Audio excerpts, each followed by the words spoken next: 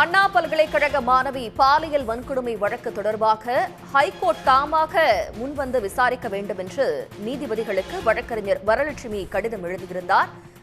இந்த கோரிக்கையை ஏற்று நீதிபதிகள் ஒப்புதல் வழங்கியிருப்பதை அடுத்து தற்போது சென்னை மாநகர காவல் ஆணையர் உள்ளிட்டோர் இந்த வழக்கில் ஆஜராக வேண்டும் என்று உயர்நீதிமன்றம் உத்தரவிட்டிருக்கிறது. இது பற்றிய கூடுதல் விவரங்களை தருவதற்காக சிறப்பு செய்தியாளர் ரமேஷ்குமார் இணைகிறார். ரமேஷ்குமார், மேலதிக விவரங்கள்.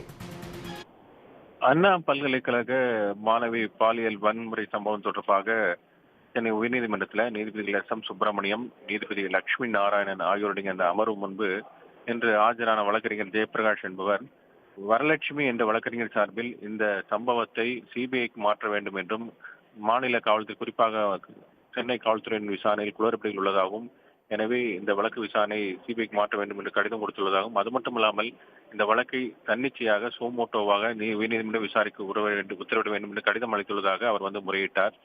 மேலும் இந்த முதல் தகவல் அறிக்கை வெளியானது குறித்தும் விசாரிக்க உத்தரவிட வேண்டும் என்றும் அவர் கேட்டுக்கொண்டிருந்தார்.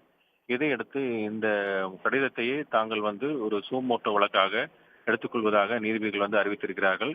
இந்த வழக்கில் இன்றைய பட்டியலிடும்படி தெரிவித்த நீதிபதிகள் இன்று 2:15 மணிக்கு இந்த விசாரணை நடத்தப்படும் என்று தெரிவித்திருக்கிறார்கள். இந்த வழக்கில் பிரதிவாதிகளாக உள்துறை செயலாளர், சென்னை மாநகர காவல்துறை ஆணையர், அதே போல அண்ணா பல்கலைக்கழக பதிவாளர், கோட்டூர்புரம் காவல் நிலைய ஆய்வாளர் உள்ளிட்டோரை சேர்க்க உத்தரவிட்டிருக்கிறார்கள். அவர்கள் உரிய பதிலோடு மதியம் 2:15 மணிக்கு வர வேண்டும் என்றும் நீதிபதிகள் உத்தரவிட்டிருக்கிறார்கள். 2:15 மணிக்கு இந்த வழக்கினுடைய விரிவான விசாரணை என்பது நடைபெற இருக்கிறது. உடனுக்குடன் செய்திகளை தெரிந்து கொள்ள சன் நியூஸ் பெல் ஐகானை கிளிக் பண்ணுங்க.